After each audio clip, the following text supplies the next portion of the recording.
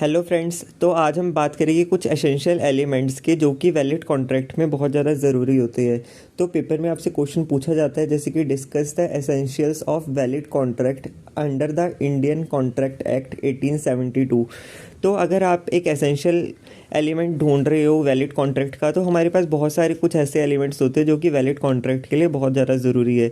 Valid contract होता क्या है? एक होता है हमारे पास नल कॉन्ट्रैक्ट, वैलिड कॉन्ट्रैक्ट। कॉन्ट्रैक्ट भी हमारे पास बहुत टाइप के होते हैं। कॉन्ट्रैक्ट का मतलब होता है जब एक पर्सन किसी को कोई ऑफ़र देता है और सामने वाला बंदा उसको एक्सेप्ट कर लेता है, तो उनके बीच में क्या हो जाता है? कॉन्ट्रैक्ट हो जाता है, एग्रीमेंट हो जाता है। तो अब उसके लिए क्या क्या चीज़ें ज़रूरी है इंडियन कॉन्ट्रैक्ट एक्ट के तहत जो 1872 में था?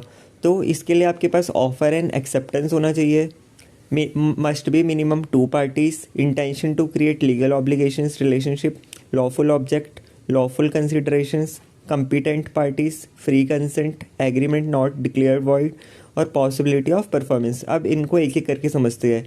ऑफर एंड एक्सेप्टेंस का मतलब है, मान लो यहाँ पे एक एग्जांपल दिया हुआ है हमें वैलिड कॉन्ट्रैक्ट का।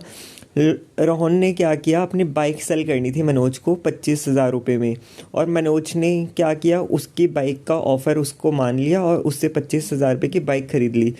जितने में रोहन ने कहा था उतने में मनोज ने उसकी बाइक ख़रीद ली। तो ये क्या था? एक वैलिड कॉन्ट्रैक्ट था। अब हम बाकी चीज़ें समझते हैं। तो सेकंड है इसके अंदर मस्ट बी मिनिमम 2 parties। तो कोई भी इंडिविजुअल अपने आप से कॉन्ट्रैक्ट नहीं कर सकता, तो किसी भी कॉन्ट्रैक्ट के लिए कम से कम 2 parties का होना ज़रूरी है। थर्ड है intention to create legal obligation और रिलेशनशिप। अभी हम यहाँ पे समझते हैं। ये एग्जांपल है हमारे पास वॉल्फर वर्सेस मिसेस वॉल्फर का 1990 का। ये एक ओरिजिनल केस है। इसके अंदर क्या हुआ था, 2 हस्बैंड एंड वाइफ थे, दोनों श्रीलंका में रहते थे और ये इंग्लैंड गए थे छुट्टियाँ बिताने। तो वहाँ पे जाके क्या हुआ कि इनको पता लगा कि इसकी जो पत्नी की तबीयत थी ख़राब होने लग गई।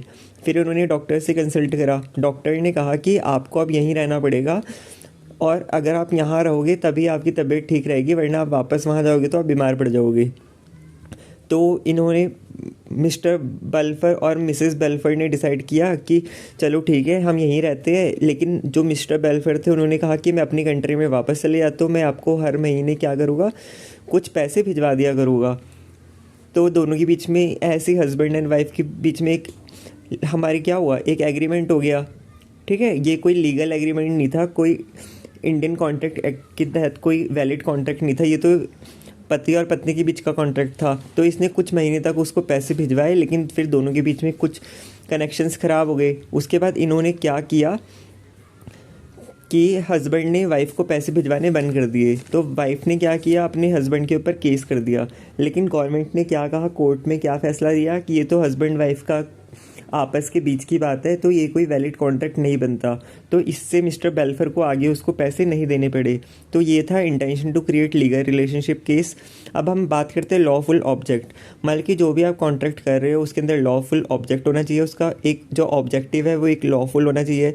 ये नहीं कि आप किसी से कुछ गलत काम करा रहे हो और उसको आप एक वैलिड कॉन्ट्रैक्ट बोलोगे। मान लो अगर मैं किसी को कोई ऑफ़र दे रहा हूँ कि मुझे इसका मर्डर करके दो, मैं आपको 1 लाख रुपये दूंगा, तो इसके अंदर ये कोई लॉफुल ऑब्जेक्ट थोड़ी ना है।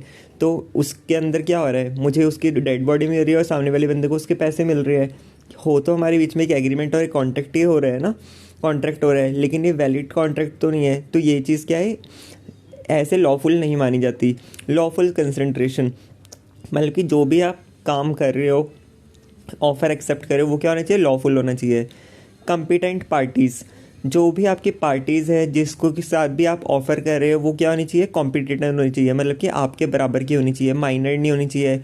उसके बाद उनका दिमाग नहीं घूमा होना चाहिए। मतलब कि वो क्या होनी चाहिए, माइंड एक्टिव होना चाहिए, उनका पढ़ी लिखी होनी चाहिए, एजुकेटेड होनी चाहिए, और उनको प्रॉपर नॉलेज हो, तभी एक कॉम्पिटिटेंट पार्टीज़ कहलाती है वो। उसके बाद फ्री कंसेंट होना चाहिए।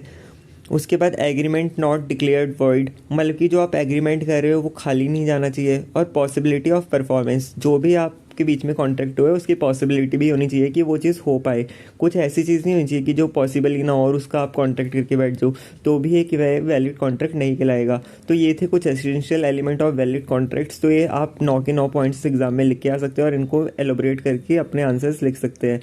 आई होप आपको ये वीडियो पसंद आई होगी। Please like share and subscribe my channel. मिलते हैं अगली वीडियो में एक नए कंटेंट के साथ।